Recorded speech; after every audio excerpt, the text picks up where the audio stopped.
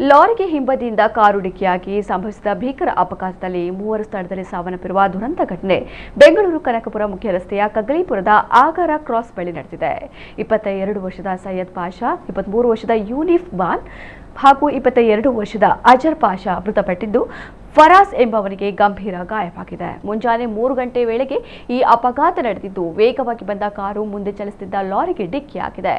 ಅಪಘಾತದ ತೀವ್ರತೆಗೆ ಕಾರಿನಲ್ಲಿದ್ದ 3 ಸ್ಥಳದಲ್ಲಿ ಸಾವನ್ನಪ್ಪಿದ್ದಾರೆ. ಓರ್ವನಿಗೆ ಗಂಭೀರ ಗಾಯವಾಗಿದ್ದು, ಹೆಚ್ಚಿನ ಚಿಕಿತ್ಸೆಗಾಗಿ ಬೆಂಗಳೂರಿನ ಖಾಸಗಿ ಆಸ್ಪತ್ರೆಗೆ ದಾಖಲಿಸಲಾಗಿದೆ. ಘಟನಾ ಸ್ಥಳಕ್ಕೆ ಧಾವಿಸಿದ ಕಗ್ಗಲೀಪುರ ಪೊಲೀಸರು ಪರಿಶೀಲನೆ ನಡೆಸಿ ಮೃತದೇಹಗಳನ್ನು ಮರಣೋತ್ತರ ಪರೀಕ್ಷೆಗೆ ರಾಜರಾಜೇಶ್ವರಿ ಆಸ್ಪತ್ರೆಗೆ ರವಾನೆ ಮಾಡಿದ್ದಾರೆ.